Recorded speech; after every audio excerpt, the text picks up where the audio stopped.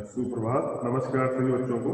11th class के सभी बच्चे बैठे हैं और कल पढ़ रहे थे हम पत्रकारिता पर, प्रिंट मीडिया, इलेक्ट्रॉनिक मीडिया आदि। आज भी हम उसी को आगे बढ़ाएंगे। तो कल हमारे पत्र समाचार और बात हुई थी और आज हम बात करेंगे रेडियो, FM, इंटरनेट और जो भी चीजें ऐसे समझ चीजें हैं आपके, उसकी बात करेंगे। तो भारत में रेडियो का विकास किस प्रकार हुआ? तो सीधी सी बात है कि भारत में रेडियो की शुरुआत 1892 के आसपास हो गई। 1892 में 1892 के आसपास हो गई थी। सन 1921 में टाइम्स ऑफ इंडिया में डाक तार विभाग के सहयोग से एक संगीत कार्यक्रम का शुभारंभ किया। सन 1936 में ऑल इंडिया रेडियो की विधिवत स्थापना हुई। 1936 के 1947 तक भारत में 9 रेडियो स्टेशन स्थापित हो चुके थे। आज स्थिति यह है कि आकाशवाणी 24 भाषाओं और 146 बोलियों में जनसेवा कर रही है। देश की लगभग 96% आबादी तक इसकी पहुंच है। ठीक है भाई, इस प्रकार रेडियो का ऑल इंडिया रेडियो की स्थापना कब हुई? ऑल इंडिया रेडियो की स्थापना 1936 के अंदर हो गई थी। FM रेडियो क्या है? FM एक पूछा था, FM रेडियो क्या है? इस पर आपको बताना है कि आरंभ के लगभग 100 वर्षों, स्टार्टिंग के लगभग 100 वर्षों तक रेडियो तरंगों पर सरकार का नियंत्रण रहा। सन 1995, अभी आप बड़ी बात नहीं है, 25-30 साल पुरानी बात है, 25 साल में उच्चतम न्यायालय ने एक फैसले में कहा कि ध्वनि तरंगों पर किसी एक का अधिकार नहीं हो सकता। तब से निजी रेडियो चैनलों के द्वार खुले और इससे पहले सन 1993 में FM फ्रीक्वेंसी मॉड्यूल, FM मतलब फ्रीक्वेंसी मॉड्यूलेशन, FM मतलब फ्रीक्वेंसी मॉड्यूलेशन की शुरुआत हो चुकी थी 1993 में। सन 1997 तक भारतीय आकाशवाणी के साथ साथ दूरदर्शन भी केंद्र सरकार के अधीन था। इसी वर्ष प्रसार भारती के एक नाम से एक स्वायत्त निकाय बना और आज रेडियो और FM रेडियो इसी के अंतर्गत आते हैं। आज FM रेडियो एक बार फिर से लोकप्रिय होने लगा है। तो ये FM रेडियो के बारे में सबसे बता सकते हैं। और रेडियो और FM रेडियो की लोकप्रियता के क्या कारण है? तो रेडियो सबसे सस्ता साधन है। इसके लिए न तो कोई दूरदर्शन सेट जैसी उपकरण की आवश्यकता है, नहीं आंखें टिका कर देखने की कोई दूर दराज के इलाके में चलते फिरते आंखें बंद करके भी इसका आनंद लिया जा सकता है रेडियो। जब से FM रेडियो का अनुभव हुआ है और न्यूज चैनल अस्तित्व में आए हैं, तब से शहरी क्षेत्रों में इसकी लोकप्रियता बहुत अधिक बढ़ चली है। टेलीविजन संचार के क्षेत्र में किस प्रकार की भूमिका निभा रहा है, ये भी आप देख सकते हैं। टेलीविजन संचार के क्षेत्र में सबसे अधिक लोकप्रिय माध्यम बन चुका है। ये सूचना से अधिक मनोरंजन का माध्यम बन गया है। इसके सारे शब्द, ध्वनि, दृश्य तीनों के प्रभाव का सम्मिलित आनंद लिया जा सकता है। ठीक है। और टेलीविजन का जो आरंभ कब से हुआ, इसके बारे में थोड़ा देख लें आप। वैसे आपके पास किताबें हैं तो फिर भी आप देख लें। भारत में टेलीविजन का आविष्कार आरंभ 15 सितंबर 1959 को हुआ। 1959 1959 को हुआ, 15 सितंबर 1959 को। यूनेस्को की एक शैक्षिक परियोजना के अंतर्गत दिल्ली के आसपास के एक गांव में 2 टीवी सेट लगाए गए जिन्हें 200 लोगों ने देखा। 1965 के बाद विद्युत टीवी सेवा प्रारंभ हुई और 1975 तक बड़े बड़े 7 दूरदर्शन केंद्र खुले। 1976 में स्वतंत्र रूप से दूरदर्शन नामक इकाई की स्थापना हुई। 20वीं सदी के अंतिम दशक में निजी टीवी चैनलों ने इस क्षेत्र में पांव पसारे, जिसमें आप बहुत सारे टीवी चैनल के नाम जानते हैं। CNJ है, BBC है, स्टार है, डिस्कवरी है, नेशनल ज्योग्राफिकल है, जैसे विदेशी चैनलों की भारत में शुरुआत हुई। इसी के साथ पश्चिम संस्कृति से लबरेज कुछ चैनल भी आए जिन्होंने भारत की संस्कृति में खलल डाली। यही चैनल थे FTV, MTV, BTV आदि है। और 19 क्या नाम से 1993 में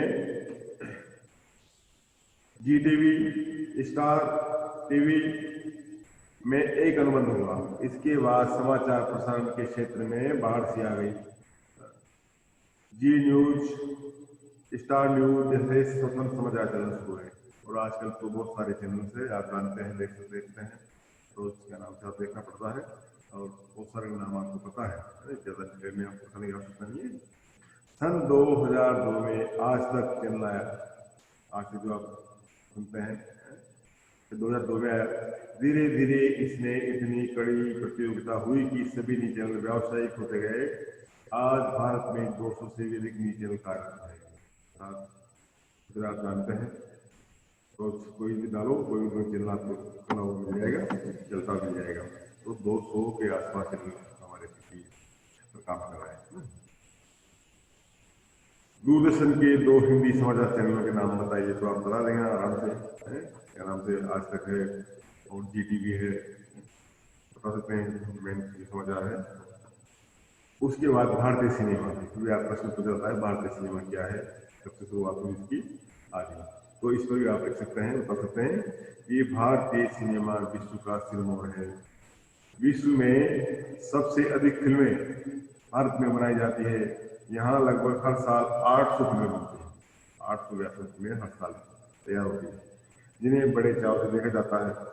भारत की पहली मूक फिल्म दादा साहब फाल्के ने 1913 में बनाई थी। इसका नाम था राजा हरिश्चंद्र, ये मूक फिल्म थी। और 1931 में बोलती फिल्म हुई फिल्म बनी आलम आरा, है ना। आरंभ में धर्म, पुराण, इतिहास पर आधारित फिल्में बनी। फिर सामाजिक यथार्थ का जमाना आया, प्रेम, फंतासी का युग आया। धीरे धीरे व्यावसायिक और फार्मूला फिल्में बनने लगी। कला फिल्में हाशिए पर चली गई। आज भारत में पारिवारिक फिल्में भी लोकप्रिय है। तो भारत के प्रसिद्ध फिल्म निर्माता आप जानते हैं, पृथ्वीराज कपूर रहे हैं, और गुरुदत्त रहे हैं, सत्यजीत राय रहे हैं, श्याम बेनेगल रहे हैं, मृणाल सेन, गोविंद निहलानी आदि हैं। आजकल बहुत सारे हैं जो आप नाम जानते हैं, पुराने जो अच्छे के नाम से ये निर्माता निर्देशक हैं, इनके नाम मैंने बताया आपको, ठीक है। और इंटरनेट आप जानते हैं, इंटरनेट हमारा काम भी चलता है। इंटरनेट हर व्यक्ति के पास मोबाइल मिल जाएगा और कंप्यूटर मिलता ही है। तो इंटरनेट अन्य संचार माध्यम किस प्रकार के हैं, ये भी हम देख सकते हैं, इसके बारे में इस जगह प्रश्न किया जाता है। इंटरनेट संसार का सबसे इंटरनेट जनसंचार का सबसे खुला, व्यापक और बहुआयामी माध्यम है। इसमें मुद्रण, ध्वनि, रेडियो, दृश्य, दूरदर्शन, फिल्म आदि सभी प्रकार के संचार माध्यमों का संगम है। इसका एक साथ विश्व भर तक होता है। इसके विश्वव्यापी जाल www जानते हैं आप, लगाया और कोई से देश का कोई सी चीज, कोई सी विश्व में आप कुछ खोज कर सकते हैं, के माध्यम से पल पल में पूरे विश्व के ज्ञान और मनोरंजन का अंग बन जा चुका है। इसके माध्यम से व्यक्ति केवल पाठक, श्रोता या दर्शक ही नहीं रहता, वह भी संचार प्रणाली का प्रसारक बन गया है, उसका अंग बन सकता है। वह इसके माध्यम से बातचीत कर सकता है, अपनी प्रतिक्रिया व्यक्त कर सकता है, ब्लॉग बना सकता है और संदेश विश्व तक पहुंचा सकता है। आप जानते हैं, रोज आपके हाथ में है, अपने हाथ में है, आपके नाम से और आप कर रहे हैं, तो जब आप ऐसा काम करते हैं इसलिए ज्यादा हो रही है, ठीक है। अब आया है पत्रकारिता। पत्रकारिता क्या है, इसके बारे में हम देखेंगे।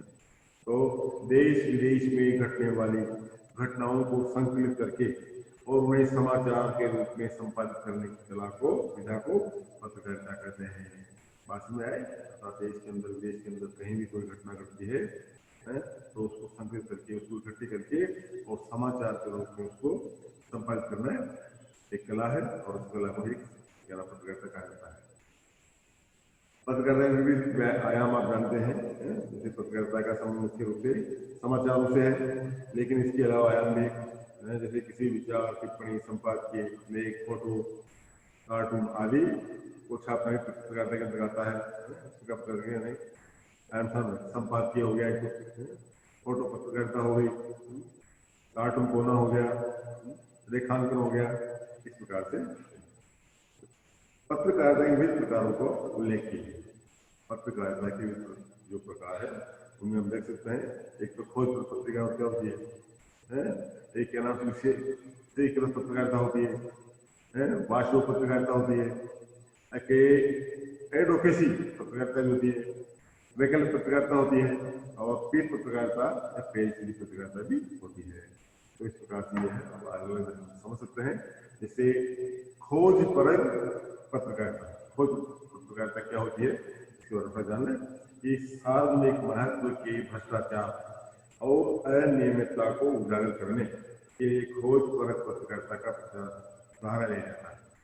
इसके लिए सार्वजनिक महत्व के भ्रष्टाचार और अनियमितता को उजागर करने के लिए खोज परक पत्रकारिता का सहारा लिया जा सकता है।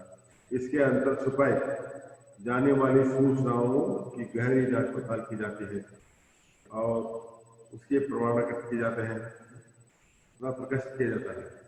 पहले दिन में इसे स्ट्रिंग ऑपरेशन बोलते हैं। क्या बोलेंगे? पहले दिन की स्ट्रिंग ऑपरेशन के रूप में जाना जाता है। अमेरिका का वाटरगेट कांड इसी खोजी पत्रकारिता का उदाहरण है। तो ये हो गया आपकी खोज पत्रकारिता। दूसरी है विशेषीकृत पत्रकारिता।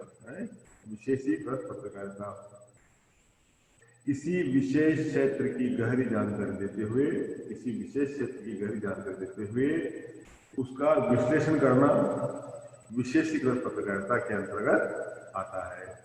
इसके अंतर्गत मुख्य रूप से ये क्षेत्र आते हैं, क्या क्या? शास्त्रीय पत्रकारिता, न्यायालय पत्रकारिता, आर्थिक पत्रकारिता, खेल पत्रकारिता, विज्ञान और विकास पत्रकारिता, अपराध पत्रकारिता और फैशन और फिल्म से संबंधित पत्रकारिता। ये विशेष पत्रकारिता के अंदर ये चीज आती है। अब है वॉच डॉग पत्रकारिता। वॉच डॉग पत्रकारिता क्या है? सरकार के कामकाज पर निगाह रखने और उसकी गड़बड़ियों का पर्दाफाश करना वॉच डॉग पत्रकारिता करना चाहिए। सरकार के कामकाज पर निगाह रखना और उसकी गड़बड़ियों को उजागर करना, पर्दाफाश करना, ये वॉच डॉग पत्रकारिता के अंतर्गत आती है। एडवोकेसी पत्रकारिता। एडवोकेसी पत्रकारिता किसी खास विचारधारा, मत या घटना पर जनमत बनाने के लिए अभियान चलाने वाली पत्रकारिता को पक्षधर पत्रकारिता या एडवोकेसी पत्रकारिता कहा जाता है। जिसे सांप्रदायिकता के मुद्दे को उछालने के लिए खास विचारधारा द्वारा पत्रकारिता की जाती है। तो राम सेतु जैसे विषय के पक्ष में वातावरण बनाने के लिए भी पक्षधर पत्रकारिता की गई है। एक होती है वैकल्पिक पत्रकारिता। वैकल्पिक पत्रकारिता क्या होती है ये समझ लें। प्राय सभी पत्र और पत्रकार स्थापित व्यवस्था और मालिकों के अनुकूल चलते हैं, परंतु जब मीडिया स्थापित व्यवस्था के विकल्प के रूप में सोच को व्यक्त करता है तो उसे वैकल्पिक पत्रकारिता कहते हैं।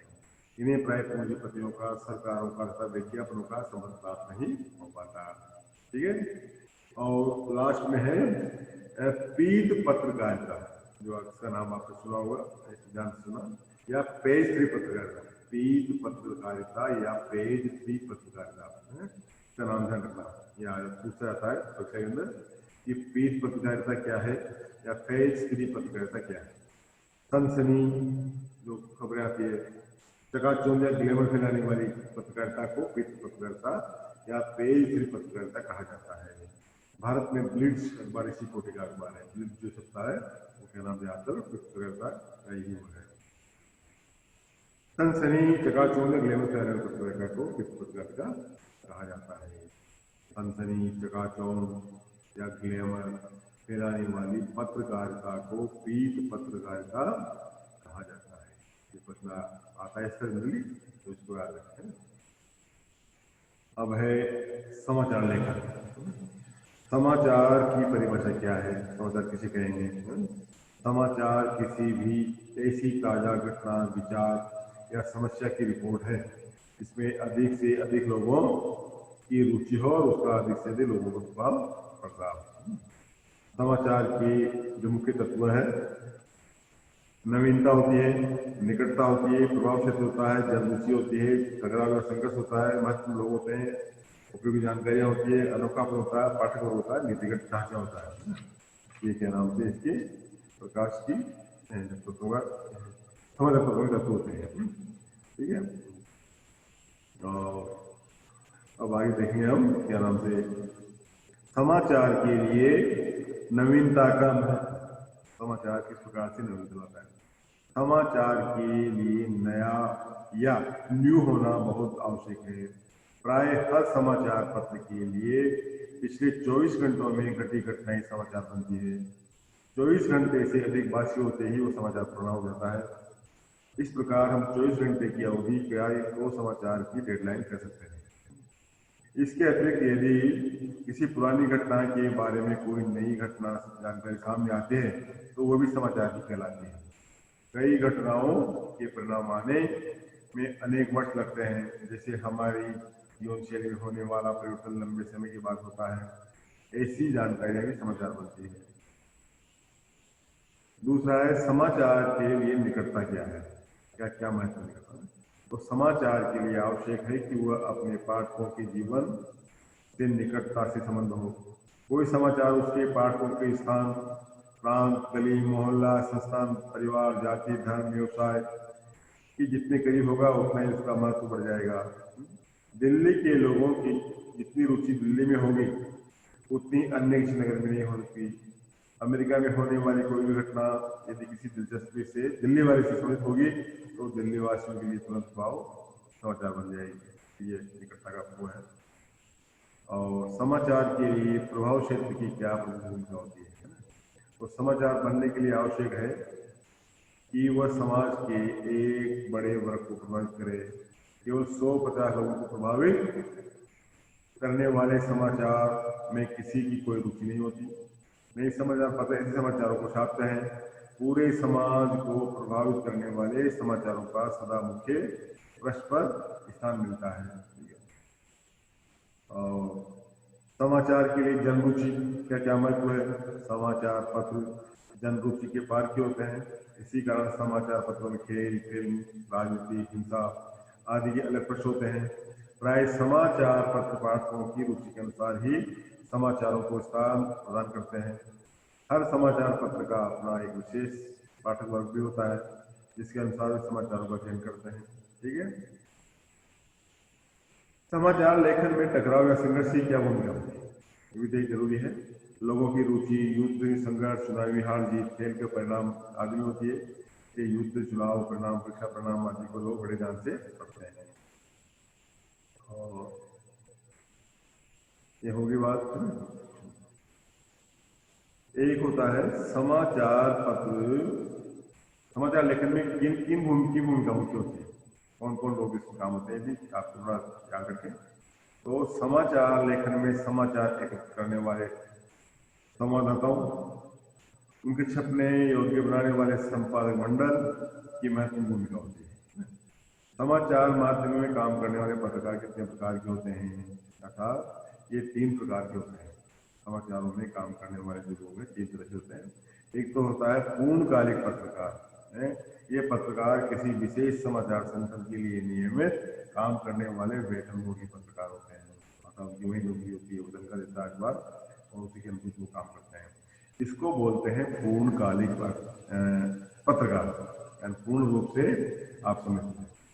दूसरा होता है अंशकालीन पत्रकार, स्ट्रिंगर। अंशकालीन पत्रकार होता है स्ट्रिंगर। ये पत्रकार किसी समाचार संगठन के लिए निश्चित मानदेय के आधार पर काम करते हैं। भाई इतना पैसा मिलेगा आपको, इतना काम करोगे, इतना लिखोगे, उसके हिसाब से पैसा मिलता है।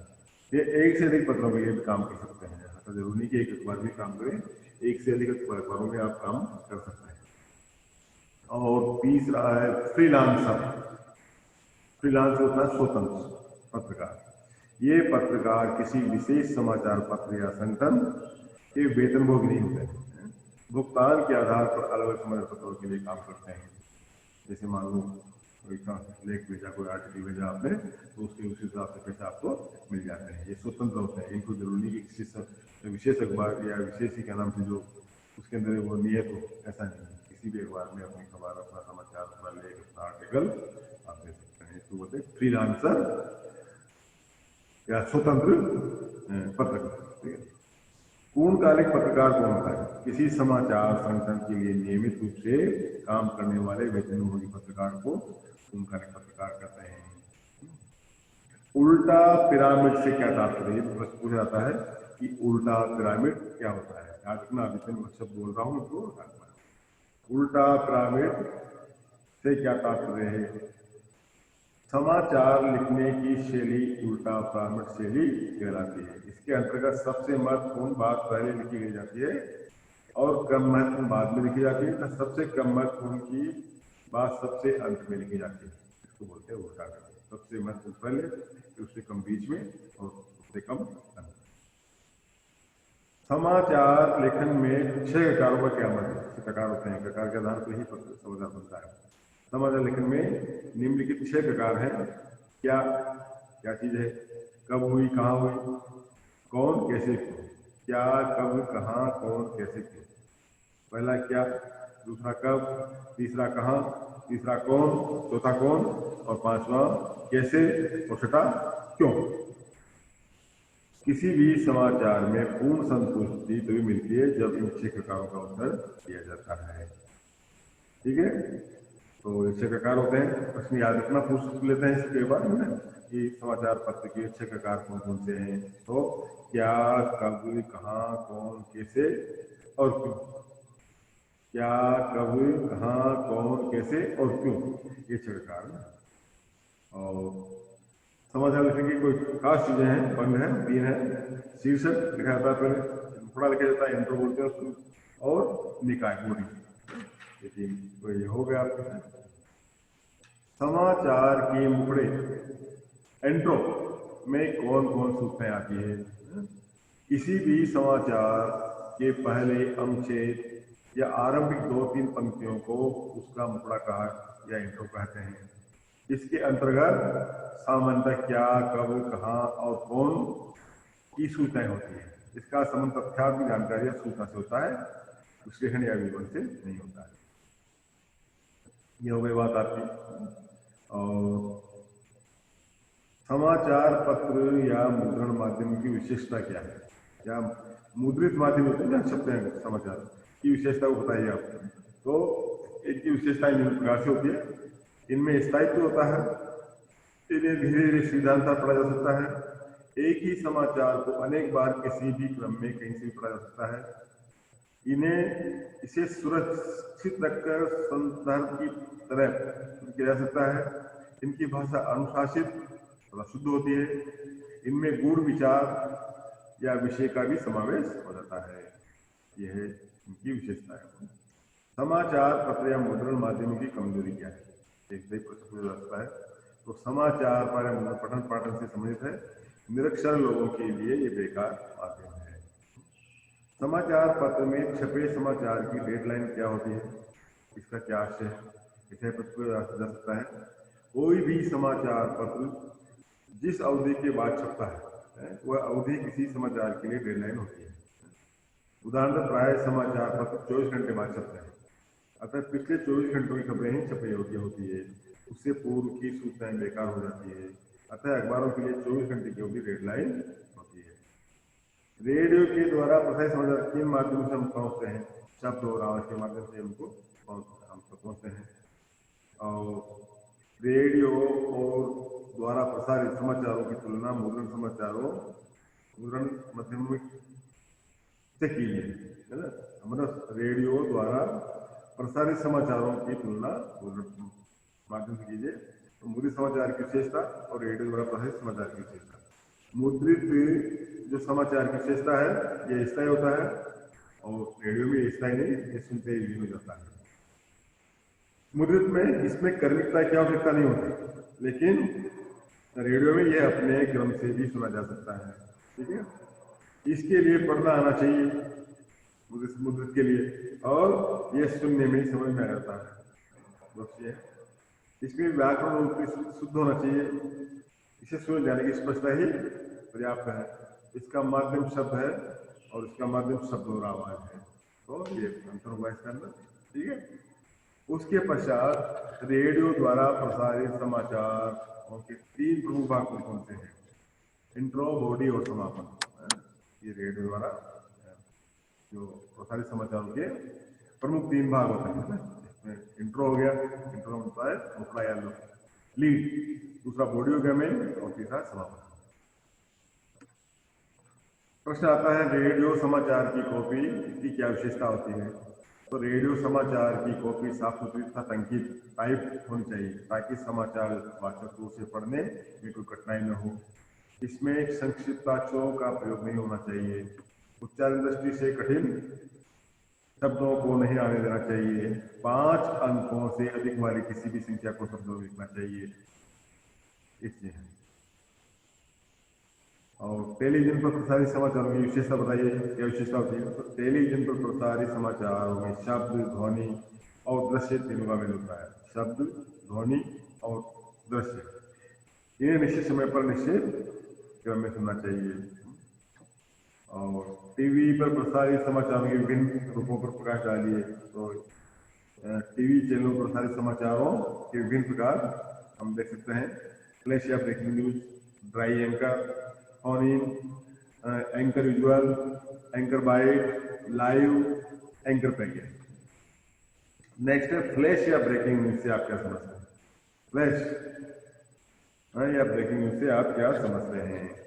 इसके अंतर्गत कोई भी बड़ी खबर कम से कम शब्दों में दर्शकों तक कल पहुंचाई जाती है, जैसे भारत 66